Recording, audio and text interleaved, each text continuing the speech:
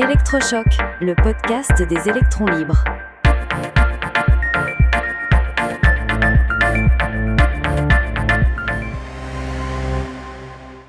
« 12 idées reçues sur la voiture électrique. Aujourd'hui, nous allons décortiquer tout ça et voir ce qu'il en est vraiment sur le terrain. Bonjour Céleste. Bonjour Max. C'est vrai qu'on entend tout et son contraire sur ce sujet. Des trajets interminables, des batteries qui meurent en 5 ans, des voitures qui refusent de démarrer en hiver, bref, un tableau parfois très sombre. Mais quand on regarde les données réelles et les avancées technologiques, la réalité est tout autre. Exactement. Et je te propose de commencer par le classique des classiques, le fameux manque de bornes de recharge. On a tous en tête cette angoisse de la panne sèche au milieu de nulle part. C'était une crainte légitime au début de l'électrique, mais aujourd'hui, le paysage a complètement changé. La France compte plus de 192 000 points de recharge publics. Pour te donner un ordre d'idée, c'est presque 3 fois plus que le nombre de pompes à essence classiques. C'est énorme. Et le maillage s'améliore de jour en jour. Mais avec ça, on nous parle souvent de la faible autonomie des voitures. Est-ce que c'est vraiment un problème au quotidien ? Pas du tout. Il faut savoir que l'automobiliste moyen parcourt environ 32 km par jour. Une petite citadine électrique offre déjà autour de 200 km d'autonomie réelle. On est très largement au-dessus des besoins quotidiens. Et pour ceux qui font de la route, les modèles actuels dépassent allègrement les 600 km d'autonomie. Sans parler des innovations qui arrivent sur le marché, avec des batteries promettant plus de 1000 km. Mais qu'en est-il du froid ? On entend souvent dire que l'autonomie fond de moitié en plein hiver. C'est une grosse exagération. La température idéale pour une batterie se situe autour de 21 degrés. En hiver, le froid a un impact, c'est vrai, mais on perd environ 12 à 20% d'autonomie. Et cette perte ne vient pas vraiment de la batterie elle-même, mais du chauffage de l'habitacle. Un peu comme la climatisation qui tire sur le moteur d'une voiture essence finalement. Tout à fait. C'est une question de confort thermique. Et pour ce qui est du temps de recharge lors des longs trajets, là aussi c'est une révolution. Fini les pauses interminables. Sur une borne rapide, beaucoup de modèles récents passent de 10 à 80% de batterie en moins de 20 minutes. Le temps de prendre un café, de se dégourdir les jambes et on repart.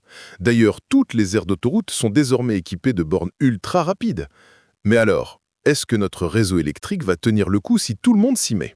On imagine souvent un blackout total. C'est une excellente question. Et la réponse des gestionnaires du réseau est très rassurante. En France, nous produisons une électricité largement décarbonée et en quantité suffisante. Même avec 18 millions de véhicules électriques en circulation, cela ne représenterait qu'une petite fraction de notre consommation totale.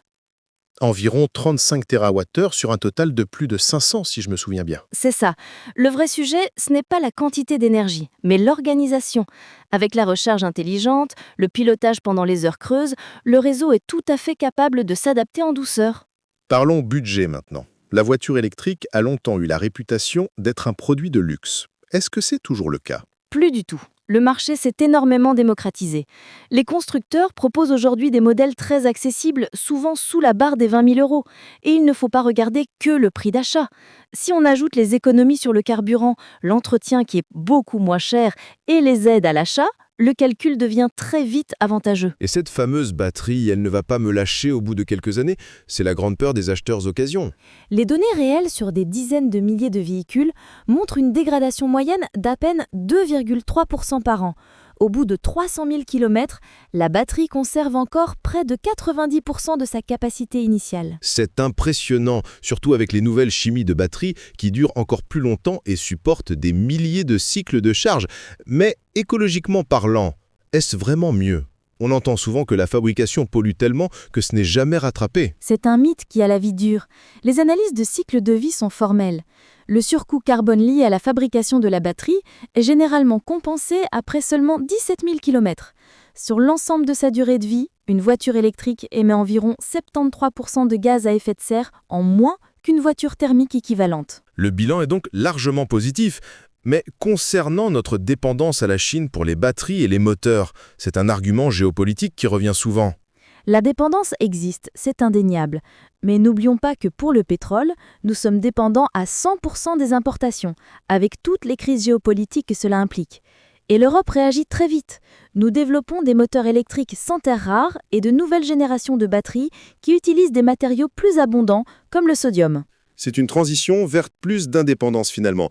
Un autre point qui fait peur au grand public, ce sont les incendies. On voit parfois des images spectaculaires sur les réseaux sociaux.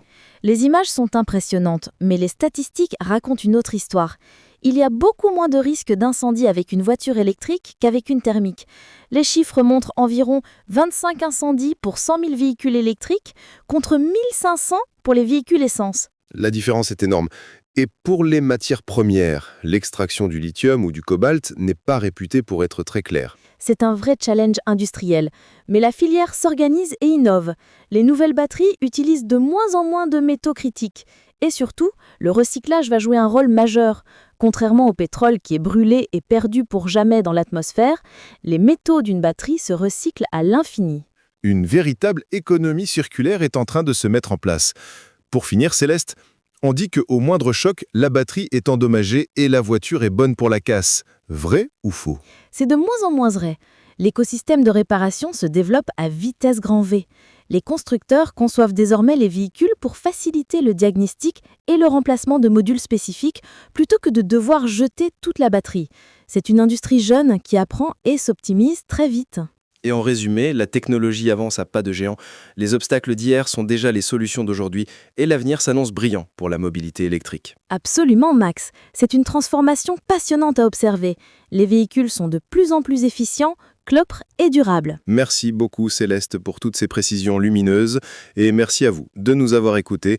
À très bientôt pour une nouvelle discussion au cœur de l'innovation technologique. Soutenez les électrons libres.